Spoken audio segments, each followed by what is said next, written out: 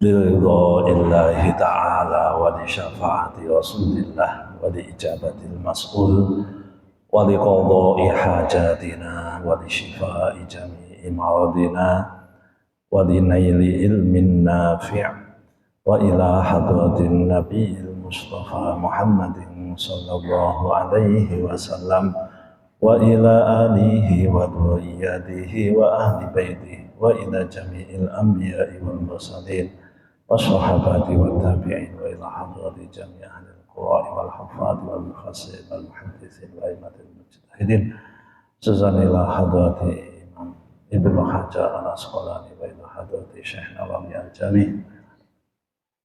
الفاتحة. أعوذ بالله من الشيطان الرجيم. بسم الله الرحمن الرحيم. الحمد لله رب العالمين.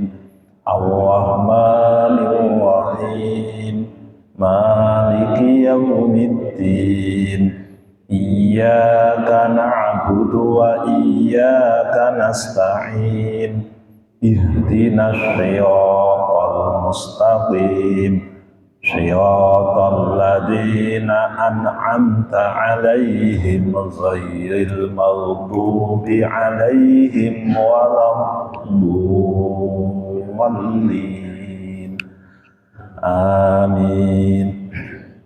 بسم الله الرحمن الرحيم. قال المؤلف رحمه الله تعالى ونفعنا به وبعلومه في الدارين آمين. Bismillahirrahmanirrahim.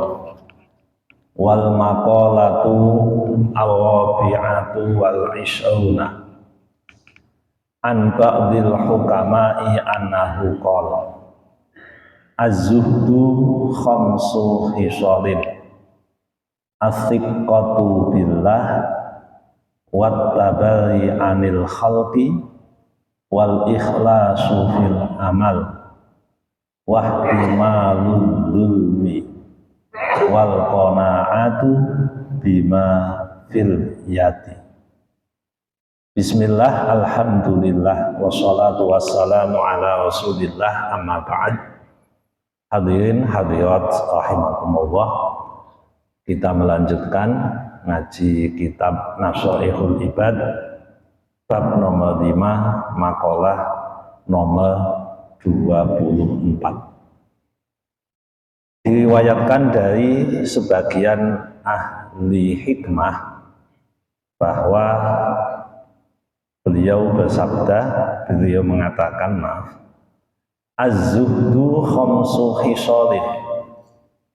Zuhud itu ada 5 hal mahmudatun yang terpuji. Jadi orang zuhud itu ada 5 hal yang perlu dia miliki. Kalau orang itu mau dikatakan sebagai zuhud. Yang pertama, as-siqqatu billah. Percaya dengan Allah sepenuhnya.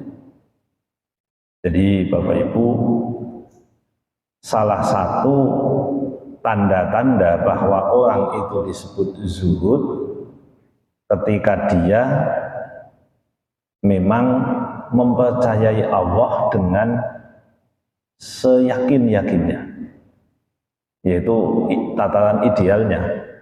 Artinya memang dia percaya kepada Allah, bukan sekedar percaya Allah sebagai Tuhan, amantu billah, yaitu jelas sebuah hal yang patut untuk dia miliki. Tapi yang dimaksud as-siqqah billah niku ngeten contohnya.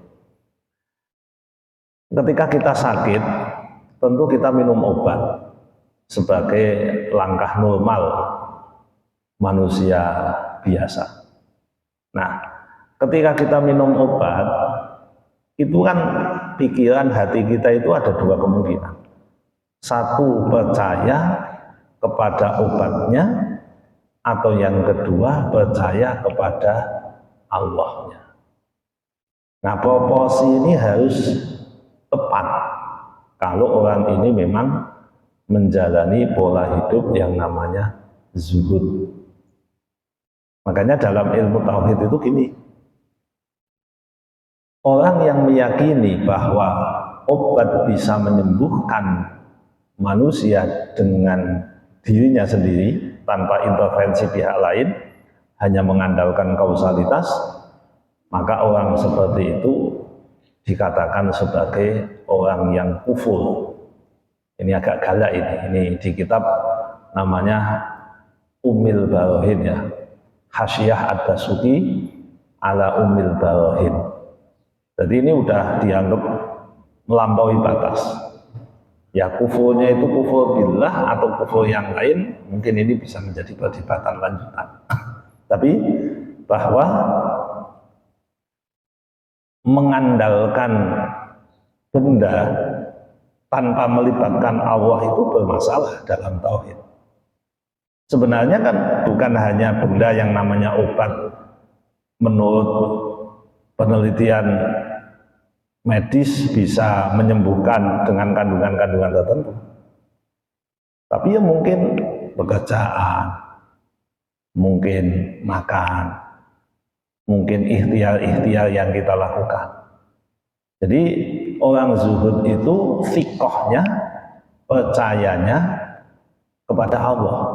Meskipun dia tidak meninggalkan wasilah duniawi. Nah keliru Bapak Ibu kalau kita mengandalkan Allah tapi kita tidak mau melakukan prosedurnya, SOP-nya. Tentu dalam tataran syariat yang begitu itu keliru. Jadi mboten pas. Nek memang modelnya model. Makanya di sini as-siqah itu percaya kepada Allah itu yang mungkin bisa dikatakan mengandalkan Allah dalam seluruh hidupnya. Inni tawakkaltu 'ala Allah. Saya percaya kepada Allah. Suatu saat Nabi Nuh, beliau itu mengalami fase agak bosen lah ngadepi masyarakat. 950 tahun beliau menghadapi masyarakat sing angel. Kalau diajak ngomong ditutup telinganya, kemudian suka mengatakan hal-hal yang tidak semestinya, sampai ada rencana pembunuhan terhadap Nabi Nuh sembunyi-sembunyi. Lalu Nabi Nuh mengatakan begini, ya qaumi in kana kabura 'alaikum maqami wa tadhkiri bi ayatillah fa alaihi tawakkaltu fa ajmi'u amrakum wa syuraka. Al-ayah ini agak panjang, ada di juz 11 ini surat Yunus. Wahai kaumku, kata Nabi Nuh, itu namanya as-siqah billah ini.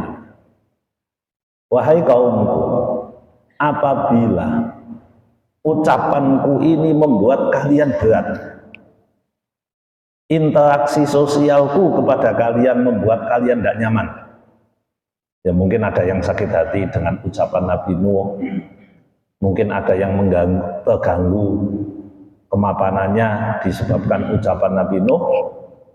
Beliau mengatakan, kalau itu yang terjadi, saya pasrahkan diri saya kepada Allah. Silahkan kumpulkan semua kekuatanmu, kumpulkan orang-orang, lakukan apa yang ingin kalian lakukan kepadaku, dan tidak usah sembunyi-sembunyi. Sampaikan aja terang-terangan.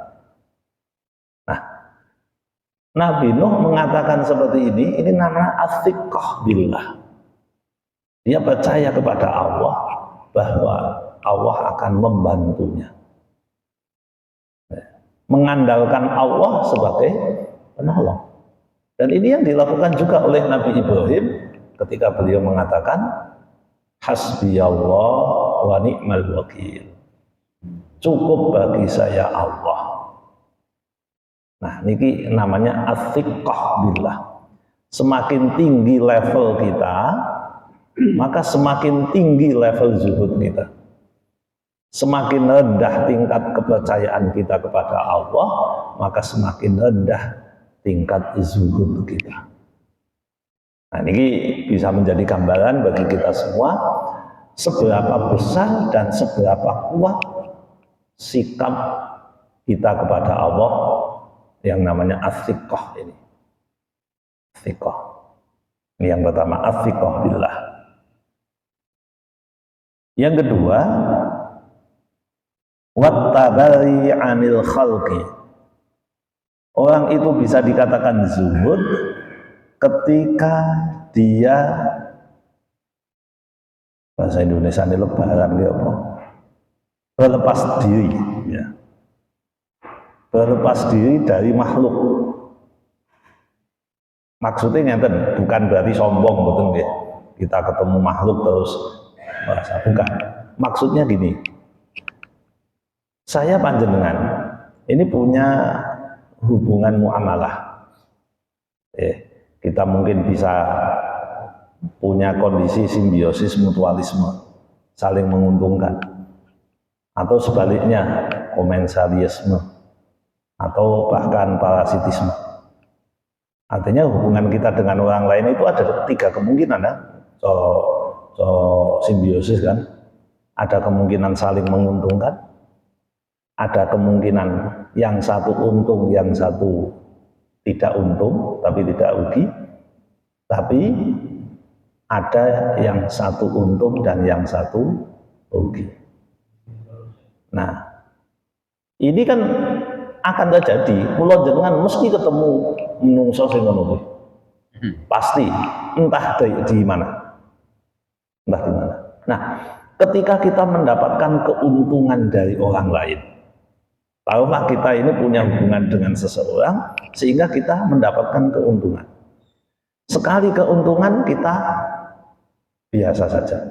2 kali keuntungan, 3 kali keuntungan, dia sudah berharap mendapatkan keuntungan dari pihak tersebut. Nah, berharap mendapatkan keuntungan itu lawan kata dari at-tabari ini. Artinya begini Bapak Ibu. Kalau saya panjenengan itu punya hubungan saling menguntungkan, ya tidak usah mengandalkan orang lain. Bahwa secara zahir kita berhubungan sesuai aturan syariat, yes. Tapi hati harus ditata. Ketika hati ini ditata, maka paling tidak kita ini tidak sakit hati ketika orang yang biasanya menguntungkan kita sekarang balik merugikan kita. Loh, ini abot Bapak Ibu. Menungso niku pikirane kan nek iso kita dapat keuntungan. Dia lupa bahwa manusia itu kadang dapat kerugian. Suatu saat diapii, ya suatu saat dieleki. Nah, kalau kita tabari anil khalqi, jadi tidak begitu peduli dengan kemanfaatan yang diberikan oleh Allah, oleh makhluk kepada kita, sebaliknya juga kemadaratan yang diberikan karena dilihat hanya sebagai sebuah ujian. Nah, ini zuhud beneran ini, bukan zuhud palsu.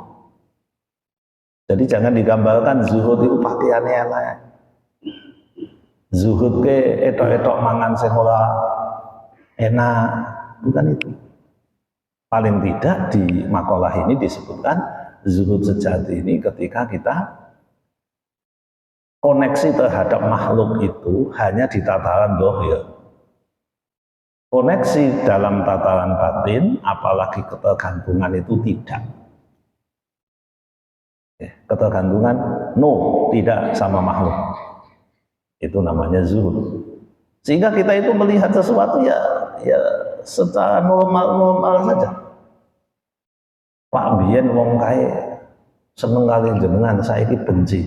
Ya ora apa-apa. Wong menungso niku ya ana sing seneng, ana sing benci. Biasa aja.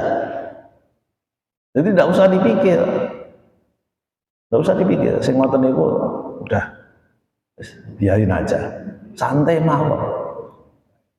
Lalu kalau jenengan melihat fenomena di masyarakat itu kan, kalau kita memahami tentang apa yang disebut dengan konsep zuhud ini, Iya mboten dadi stres to Bapak Ibu. Lah ngopo stres banget. Susah-susah banget. Jadi santai aja Bapak Ibu. Hidup itu dibikin senyaman mungkin. Nah ini idealnya. Lah masalah nanti sifat ini muncul pada kita berapa persen, itu tergantung diri kita masing-masing. Ya bisa 0%. Orang ini sangat bergantung kepada makhluk. Sangat bergantung kepada makhluk. Ini yang jauh dari sifat-sifat zuhud. Yang ketiga, az-zuhud wal ikhlasu fil amal. Kalau berbuat dia itu ikhlas, murni, tidak ada pamrih. Tidak ada pamrih. Yahya bin Mu'ad pernah mengatakan, Yahya bin Mu'ad itu salah satu sahabat Nabi. Ini kayaknya sahabat Nabi yang ketika beliau meninggal itu aras guncang. Kalau di kitab riba itu kan ada fahtazal arsyu toba wastibsyal, aras guncang. Ini kitab riba ya, Maulid al-Riba. Aras guncang ketika lahirnya Nabi. Lah Nabi dawuh nalikane Yahya bin Mu'ad, kalau tidak salah ini bang, Yahya bin Mu'ad ketika wafat arasnya guncang, gagah banget wong, guncangkan aras karena wafatnya beliau. Nah ini beliau itu mengatakan, Yahya bin Mu'ad mengatakan, la yablughu ahadun haqiqataz zuhdi hatta yakuna fihi salathu khisal. Amalun bila alaqah, wa qaulun bila toma, wa izun bila yasah. Kata Yahya bin Mu'ad, seseorang tidak akan sampai ke hakikat zuhud sampai dia memiliki 3 hal. Yang pertama, amal tanpa gantungan, maksudnya tidak ada tendensi. Ya ikhlas tadi, ngamal ya wis, ngamal. Soalnya ono tujuannya kecuali kepada Allah. Tidak ada hubungan-hubungan yang lain. Aku pengen ini, mboten. Itu hakikat zuhud. Wa qaulun bila toma. Ucapan yang disampaikan tanpa tamak. Kan kita ini kan kalau pintar bikin narasi Bapak Ibu, ngomong sesuatu ben memicu wong kuwi mesake awake dhewe terus bantu. Nah, niki jenenge qaulun bitoma. Lah zuhud itu mboten. Wa qaulun bila tomain. Mengucapkan satu ucapan yang tidak dilandasi karena tamak. Oh ini apa bagi Bapak Ibu? Kalau jenengan kan makhluk-makhluk sing senengane curhat. Sidik-sidik cerita ben dibantu. Nah ini tidak masuk hakikat zuhud, tidak masuk. Kalau mau ceritalah sesuatu yang tidak ada tendensi kita pengen dibantu. Apa meneh ngapusi, wis nemen meneh. Ngapusi pura-pura butuh padahal enggak. Pura-pura kena musibah padahal tidak. Supaya dibantu. Kan media sosial sekarang kan banyak yang begitu Bapak Ibu. Mbah gawe berita piye, gawe narasi video bagaimana. Nah, narasi video ini dibuat untuk menggambarkan bahwa saya ini layak dibantu yo. Itu namanya qaulun bitoma. Ucapan tapi mengharapkan sesuatu dari orang lain. Ini berat Bapak Ibu, apalagi kalau kita mentalnya memang jaluan. Maka sahabat Nabi itu mental yang perlu kita ikuti adalah at-ta'affuf lil fuqa'il muhajirin alladzina ukhriju min diyarihim. orang-orang fakir yang dia itu tidak mampu bekerja karena sibuk memperjuangkan agama ini Gusti Allah. Nah, yahsabuhumul jahilu aghniya aminat ta'affuf. Orang yang tidak ngerti tentang dia menduga bahwa dia orang kaya karena dia memang tidak pernah minta-minta. Makanya sebenarnya minta-minta itu harus dijauhkan dari diri kita. Baik tersurat ngomong langsung, Pak aku dibantu Pak, atau ngomong sing diharapkan bisa menggugah orang bantu kita. Ya kalau personal janganlah. Kalau personal, wong lembaga saja ya nanti dulu. Nek modelnya ngoten niku kita arahnya kemana? Menjaga hati itu tidak mudah. Niate awalnya apik, telung sasi meneh bali elek. Itu bisa.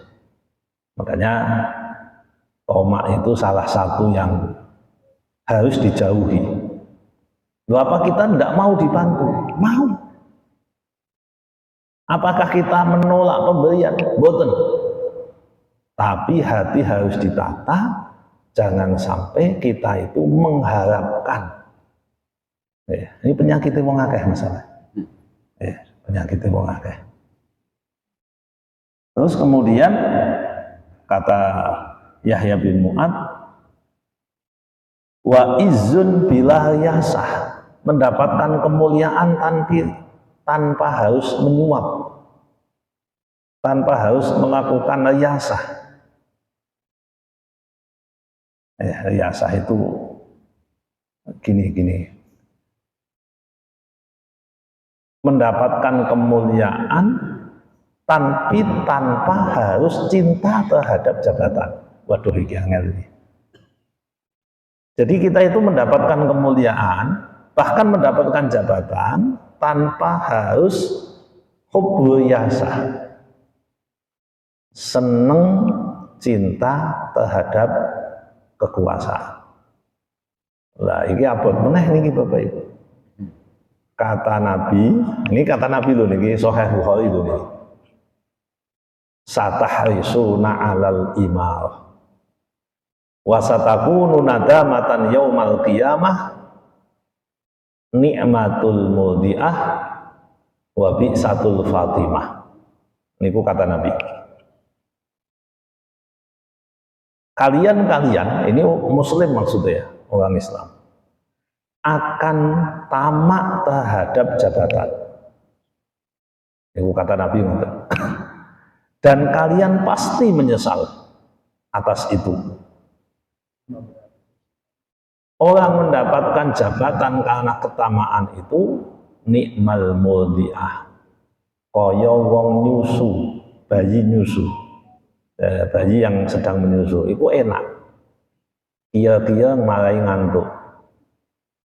Tapi ketika dilepas, bi'satul fatimah, eleke kosone seperti orang yang disapih. Ini pesan Nabi itu dalam Bapak Ibu. Nah, Yahya bin Mu'ad itu mengatakan, zuhud hakiki itu dia mendapatkan kehormatan, mendapatkan panggung, mendapatkan kemuliaan, mendapatkan jabatan, sesuatu yang prestis tanpa harus mencintai secara berlebih terhadap apa yang dia dapatkan. Wah, ini ya iso dipraktekke apa ora. Yes, pokoknya teko disampaikan gitu aja. Ya memang begitu adanya. Memang begitu adanya. Ini kata Yahya bin Mu'ad mengomentari tentang ikhlas fil amal. Terus yang berikutnya, wahtimalul zulmi. Orang zuhud itu siap menanggung penderitaan. Nah, ini Bapak Ibu. Saya panjenengan itu kadang didolimi orang. Lah didolimi itu ada dua kemungkinannya. Satu misuh-misuh, yang kedua siap menanggung. Nek kula jenengan diunek-unekke wong kan kemungkinan itu. Kita menerima dan memaafkan. Yang kedua, kita tidak menerima dan berupaya membalas. Itu aja. Nah, orang zuhud itu siap menanggung kezaliman yang dilakukan oleh orang lain. Lah, bukan melawan toh, Pak. Melawan itu sisi lain. Melawan itu sisi hukum. Makanya Nabi dalam konteks hukum beliau itu tegas, tapi dalam konsep yang lain beliau itu layyin, lemah lembut. Jadi ada ukurannya. Kalau dalam urusan penegakan hukum memang Nabi mengatakan kudu dilakoni. Wong Islam anakku dhewe nyolong potong tangannya. Itu kata Nabi. Itu kata Nabi. Pokoknya aku potong tangannya. Anakku Fatimah nyolong tak potong. Kata Nabi begitu. Terus ketika ada satu kelompok mengatakan, ini ada wanita mencuri. Lalu kemudian karena wanita ini dianggap mulia, datanglah kelompok tertentu kepada Rasulullah. Ya Rasulullah, ini orang jangan dihukum, ini eksesnya bisa bla bla bla bla. Apa yang disampaikan Rasulullah? Ini masalah penegakan hukum. Kalau kalian melakukan hal yang seperti ini persis seperti Bani Israel.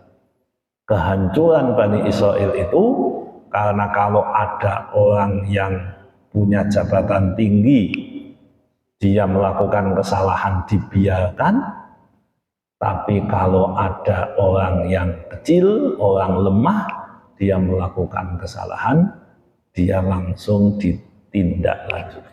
Iku dawuh Kanjeng Nabi sudah 1400 sekian tahun yang lalu.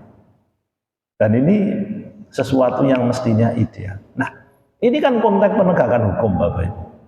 Tapi dalam hal lain ketika kita didolimi, anjurannya apa? Maafkan. Ya, maafkan, berlapang dada. Nah, ini konsep zuhudnya di situ. Ya mungkin nanti ditimbang-timbang. Kalau hanya 1-2 kali oke lah kita maafkan. Tapi nek iki wonge kok ora bener iki. Iki nek ngene-ngene terus dadine kebablasan. Udah kita lawan aja. Nah, jadi niat melawan pun dalam rangka memperbaiki situasi. Bukan dalam rangka tidak betah ke ngazolim. Bahwa manusia itu didolimi biasa Bapak Ibu, enggak usah berlebihan. Wah, saya ini didolimi. Kadang kita itu berlebihan. Ya, kadang wong sing ora setuju kalau pemerintah leh ngomong, kita itu didolimi. Kita lahir sudah menanggung hutang sekian juta. Ini kebablasan. Emang jenengan nanggung hutang tenan. Ini bukan narasi-narasi sing kebablasan kemawon. Jadi Bapak Ibu, kita itu kadang merasa didolimi, merasa kok lo ya. Padahal asli ini ya mbah didolimi tenan mbah ora ya wallahu alam. Nah makanya orang yang zuhud itu siap menanggung kezaliman. Kezaliman artinya dia dirugikan Bapak Ibu. Nah koridornya kalau mau menegakkan hukum silahkan tegakkan. La yuhibbullahu al-jahra minal qawli illa man zulim. Kecuali orang yang dizalimi, maka Allah tidak suka wong iki kual-kual ngomong-ngomong. Ini Quran juz 6 ayat pertama. La yuhibbullahu al-jahra bil qawli minal qawli illa man zulim. Allah tidak seneng wong kual-kual dia itu dizalimi. Gusti Allah kecuali dia yang didolimi. Nanti nek kancane iki wong didolimi, terus kula ngomong kual-kual saya didolimi macam-macam, Gusti Allah ora seneng. Jenengan buka mawon juz 6 ayat pertamanya. Ya, tidak suka Allah. Orang didolimi itu ya silahkan, kalau memang ada penegakan hukum lakukan aja, tapi kalau tidak latihan ngomong. Nabi itu bolak-balik unek-unek, Nabi itu diboikot macam-macam. Ya memang hidup begitu Bapak Ibu. Hidup begitu. Wong suami istri saja bisa saling mendolimi kok. Ketika dia tidak memberikan kewajibannya, tidak melakukan kewajibannya, tidak memenuhi hak pasangan, itu dolim. Tapi apa ya baru kalau jenengan kuat daftar kezaliman istri saya.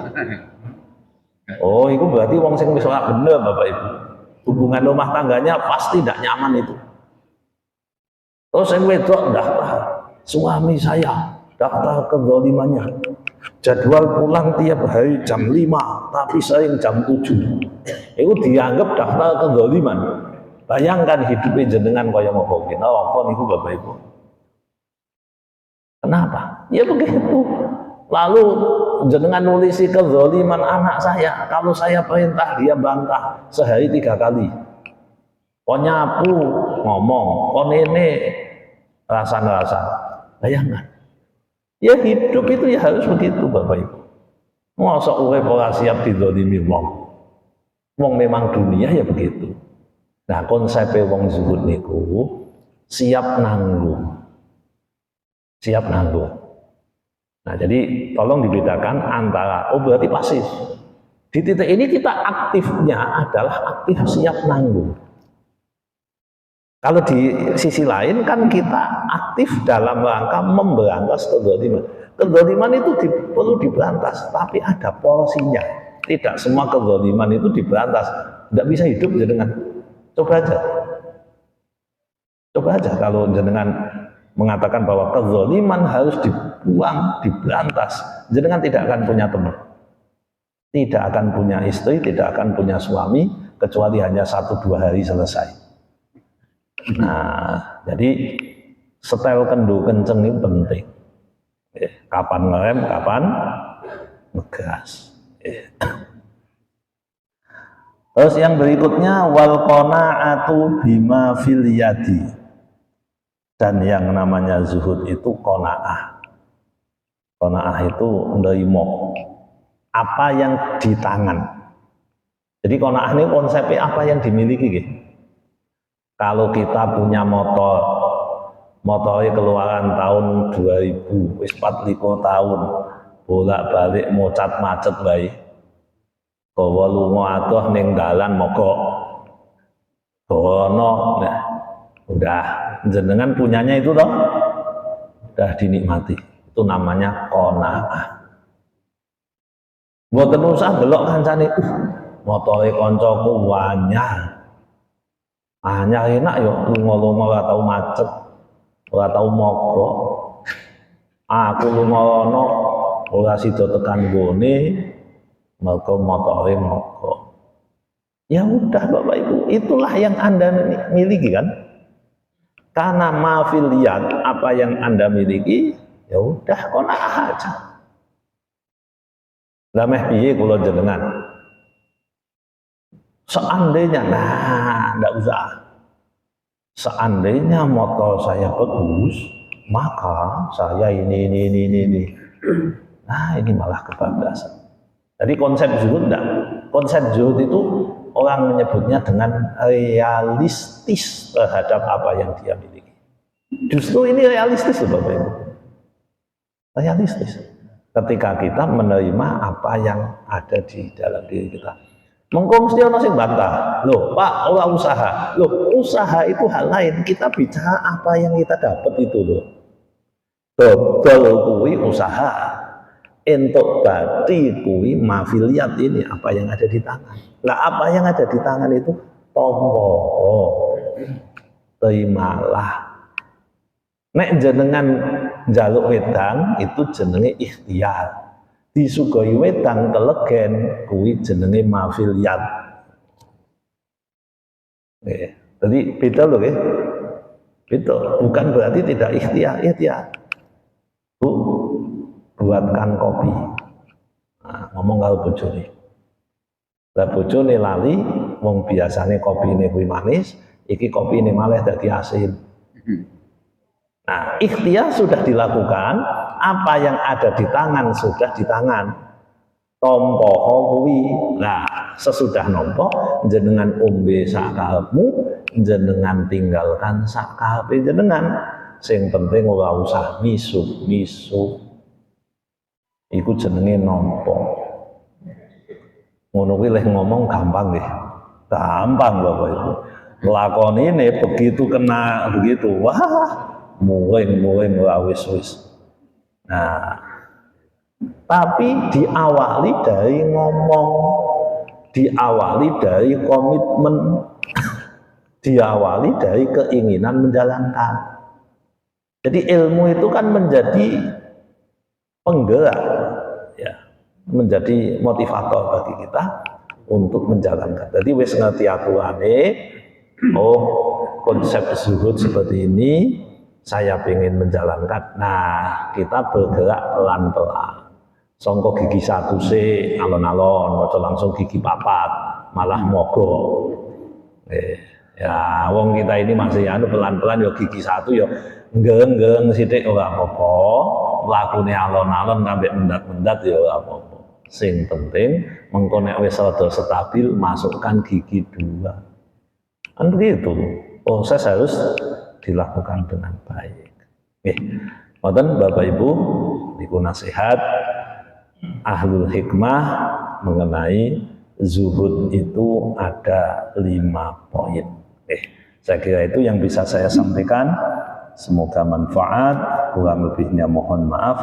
Monggo kalau ada pertanyaan dipersilahkan. Monggo Bapak.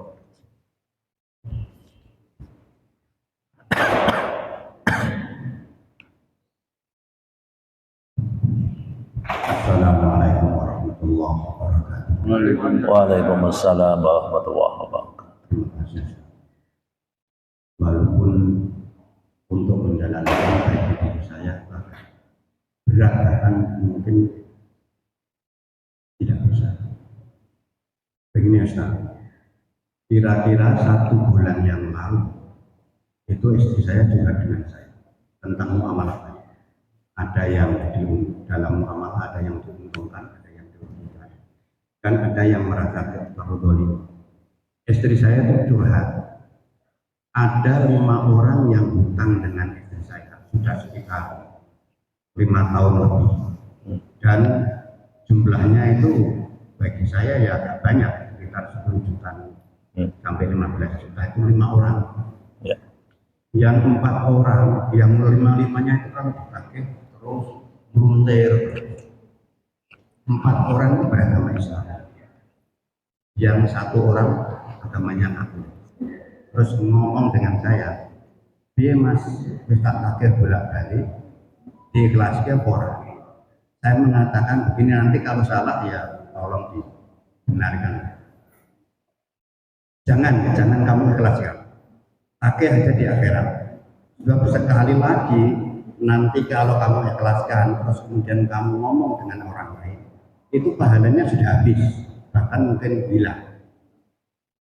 Nah, yang saya tanyakan, benarkah omongan saya ini jangan diikhlaskan?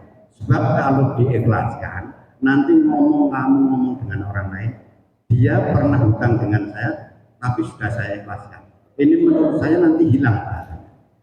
Kemudian yang Katolik ini bagaimana Ustaz? Dia hanya ada kebaikan dan keburukan hanya di dunia. Di akhirat dia tidak akan mendapatkan apa. Kalau ditagih akan nagih apa sebabnya dia bernama. Ini saya mohon penerangannya.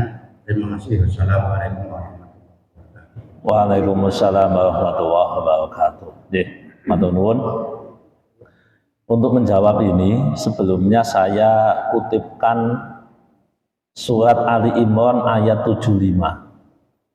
Ini membahas tentang amanah harta. Dan di antara ahli kitab ada yang jika engkau percayakan kepadanya harta yang banyak, niscaya dia mengembalikannya kepadamu. Jadi kata Allah, sebagian ahli kitab itu ada yang bisa dipercaya. Tetapi ada pula di antara mereka yang jika engkau percayakan kepadanya 1 dinar, untuk menggambarkan dikit, dia tidak mengembalikannya kepadamu kecuali jika engkau selalu menagihnya. Loh, persis loh. Persis. Ini ayatnya surat Ali Imran 75. Nah, jadi kenapa tadi saya sampaikan menungso niku ya iso didolimi, memang Allah yang dawuh, substansinya begitu. Ini kan ahli kitab, ya sama, muslim, non muslim, ahli kitab, wong kafir, padha wae dalam konteks ini. Makanya urusan muamalah, urusan duit, jenengan ojo delok salate tok. Wong salate rajin nek utang ora bayar, ada. Mungkin bukan hanya ada, ya, ojo muni akeh lah, ya pokoknya ada. Nah, jadi kita kan harus tahu, mulane ngeten, umpamane kita ini kan udah kenal ya, terus kula ngomong jenengan utang, jenengan yo hati-hati, ojo langsung dikai. Umpamane saya ngomong, Pak, kula diutangi, jenengan kudu takon, Pak, lah jenengan utang gawe apa? Di apa, jaminannya apa, ngono, aja gampang ngeculke dumeh ustad terus dikai, ya bahaya, ampun. Loh, ini fair Bapak Ibu, apa adanya. Wis ngono kuwi, urusan duit niku lambunge nganggo duit. Karena Allah sudah menyampaikan. Nek Umar bin Khattab ngendikane ngene, nek pengen ngerti kesolehan hakiki menungso niku delok nek dhek nganggo duit. Angger dikai amanah duit, kok ora cetha, ya wong kira bener. Nah, oke. Itu sisi awalnya nggih. Jadi kita harus tahu Bapak Ibu. Mulane kula niku mun bolak-balik diceritani. Kula ya donge ra penak. Tapi Ustaz, enten Ustaz ngileh kula wis tahun-tahun ora bali pripun. Lho ya kuwi urusan muamalah. Lah mboten saya ndak habis pikir kenapa Ustaz bisa begitu. Ya, sing penting aja kula lho, kula ora tau utang jenengan. Ini terjadi betul. Bahkan di satu tempat itu hutangnya tidak hanya 10 juta, ratusan juta. Masya Allah. Nek ditagih kondone ya wis padha ngono kuwi. Sampean ke aneh. Wong tak utangi 100 juta kok ngomong wae. Wong liyane kowe luwih akeh meneng wae kok. Lho piye to kuwi? Dadi sing disalahne apa? Playing victim kan? Menyalahkan korban. Lah oke. Jadi kejadian itu akan terjadi dan terus akan terjadi karena Allah sudah menyampaikan. Telah, sedang dan akan terjadi. Mulane jenengan hati-hati. Wis pokoke nek urusan duit aja gampang percaya karo wong. Makanya kan saya pernah menyampaikan, yuk do latihan ora utang, kakean masalah utang. Nah, tapi nek iso yen saged. Oke. Nah, sekarang Bapak Ibu, ketika sudah tahu konsepnya, sekarang kita bicara tentang kasus. Kalau ada orang hutang, kita menagih dan dia tidak memberikan dengan berbagai macam alasan, alasannya bisa masuk akal, bisa tidak masuk akal. Nah, itulah yang disebut dengan ihtimalul dzulmi. Tadi yang kita sampaikan itu. Siap menanggung dizalimi. Ya harus siap. Memang itu bagian dari ujian. Lah langkah kita apa? Tetap dua seperti yang tadi saya sampaikan. Pertama adalah langkah hukum, tuntut dia. Nah, tuntut itu bisa dua. Satu, tuntut dia di dunia, keberhasilannya 0, sekian persen. Utang ning dunia niku dituntut sampai pengadilan ya kemungkinannya kecil. Entek duit tok tapi masih kembali toh. Itu yang pertama. Atau tuntut di akhirat. Nah, tuntut di akhirat itu maksudnya adalah biarkan hutang itu tetap berjalan, tetap berjalan, tidak usah diikhlaskan, tidak usah dianggap selesai, kemudian kita tuntut di akhirat. Lah kalau dia orang baik, dia muslim, kan dia punya pahala di akhirat. Lah kalau dia kafir, kalau kita nuntut itu pasti ada ekuivalennya Bapak Ibu. Ono kesetaraan nih. Jadi ngeten, kalau kita punya duit diutangi orang 10 juta ini, orangnya non muslim, mati, kita mati. Lalu kita nuntut, apa yang bisa dia berikan kepada kita? Penanggungan pidana kita. Jadi umpamanya kita divonis oleh Allah masuk neraka 5.000 tahun. Hutang ini ternyata kalau di ekuivalen ketemu 4.000 tahun. Kan ada potongan penahanan 4.000 tahun disebabkan utang. Nek ngono kan malah alhamdulillah. Alhamdulillah untung dia utangmu rambut balik. No. Ternyata orang bisa alhamdulillah terlambat ning akhirat. Wah, ngerti ngene nek ana wong utang ora tak tagih. Jebule enak to ngene iki. Jadi tuntutannya di akhirat. Walaupun orang kafir itu tidak punya pahala di akhirat, tapi dia bisa menanggung pidana kita, bisa menanggung dosa kita. Itu yang bisa kita lakukan. Terus memang menanggung penderitaan tertentu itu penting bagi kita. Ya hidup harus begitu Bapak Ibu. Toh seandainya kita menuntut, belum tentu kezaliman itu berhenti. Jangan-jangan di proses penuntutan ya didolimi wong meneh. Bisa enggak? Bisa. Bisa Bapak Ibu. Nah artinya, iya kezaliman itu makanan kita sehari-hari. Ono sing kecil, ono sing gede, ono sing ini. Nah monggo, ini kan hidup itu pilihan kan? Hidup itu pilihan.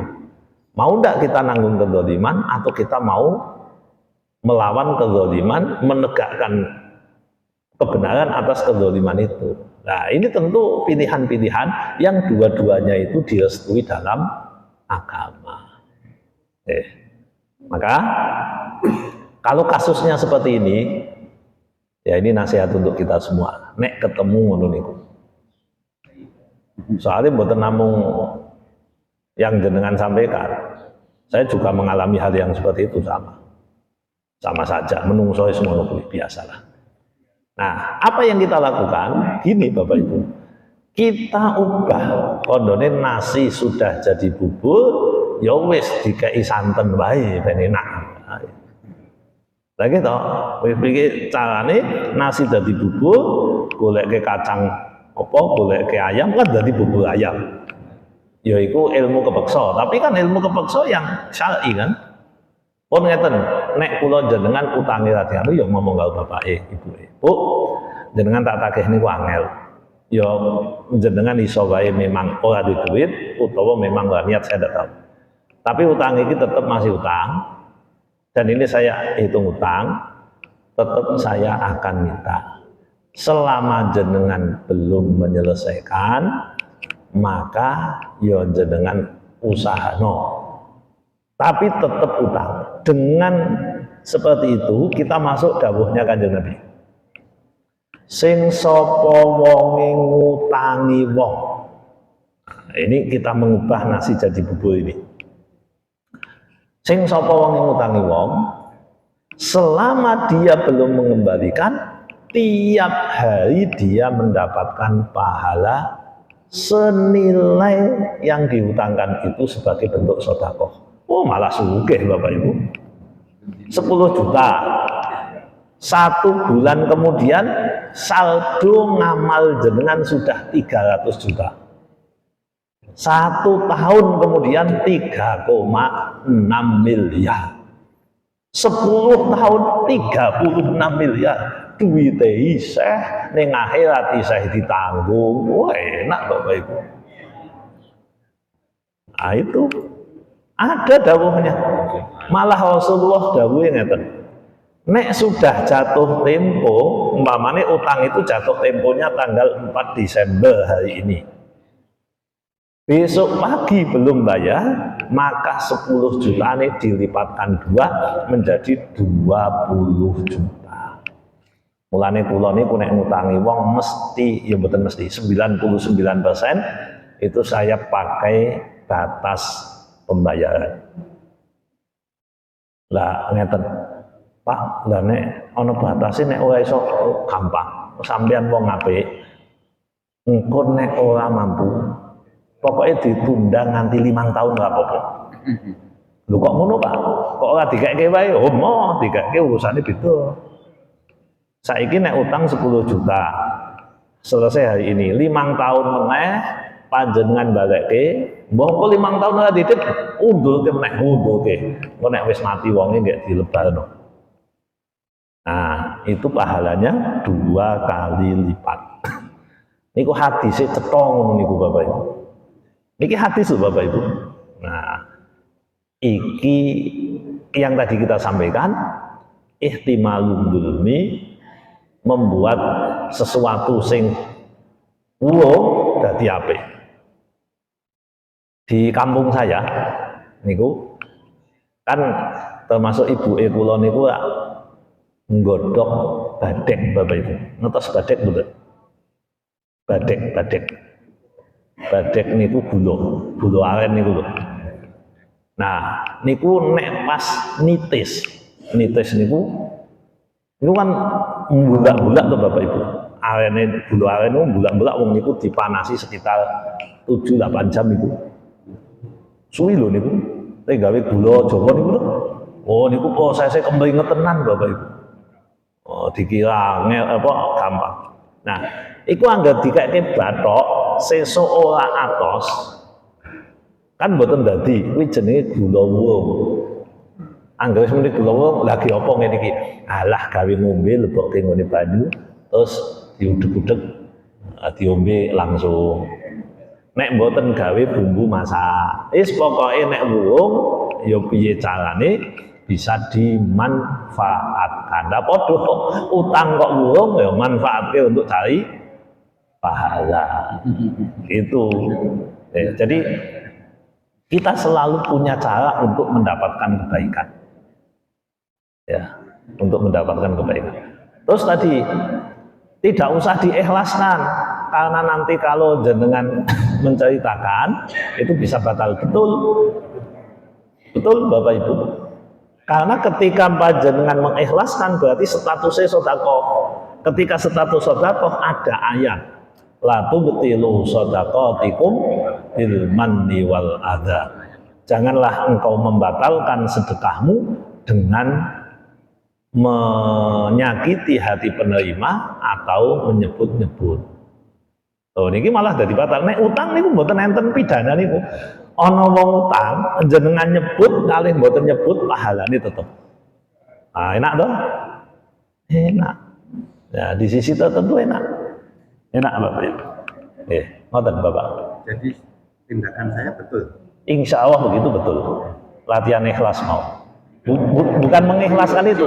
Ikhlas menanggung kezaliman. Bukan ikhlas mengikhlaskan hartanya, bukan. Betul begitu. Pahalanya gede. Loh, beberapa waktu yang lalu saya itu kasihan Bapak Ibu, wong iki sederhana. Bakul, ya cuma bakul duitnya kata. Niku sing diutang wong termasuk kiai. Ana mursid taiko, udah utang kabeh niki, karo wong niku. Niku total itu 650 juta. Padahal wonge niku ya mesake. Mau dalu kula ketemu wonge, gering wonge mesake. Iku diutangi wong akeh, tapi kula matur, pun nek jenengan diutangi ya wis. Nek sing utang kiai to kok dhek pahalane akeh kan transfer ning ngene jenengan waki. Malah sing dikil kono, sing ngaji kono, sing entuk pahala jenengan. Oh ngoten nggih Pak. Lah nggih, lah nyatane ditagih wonge meneng bae etok-etok ora ngerti kok. Ya wis to. Nah, jadi 650 juta. Misahake wong desa lho niku. Wong desa Bapak Ibu. Ya mungkin dulu bapaknya kaya tanahnya akeh. Tapi secara harian dia yo apa di duit padha wae. Tapi ya memang itulah dunia gitu. Jadi mensikapi dunia itu yang realistis saja. Nek wis angel, kula jenengan jangan berharap napa ngenteni gagak wulune putih. Nah, kan ada istilah begitu. Kalau probability-nya rendah ya kita menggunakan alternatif yang lain. Ya, ngoten Bapak Ibu. Cukup nggih? Nggih, monggo Bapak Ibu kita akhiri kanthi doa. Bismillahirrahmanirrahim. Allahumma sholli wa sallim wa barik ala sayyidina Muhammad wa ala ali sayyidina Muhammad. Alhamdulillahi rabbil alamin. Allahumma ighfir lana dzunubana wa liwalidina warhamhum kama rabbawna shighara. Allahumma inna nas'alukal huda wal tuqa wal afafa wal ghina.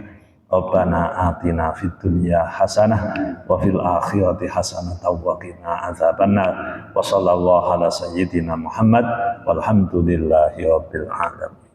Terima kasih, kurang lebihnya mohon maaf. Assalamualaikum warahmatullahi wabarakatuh.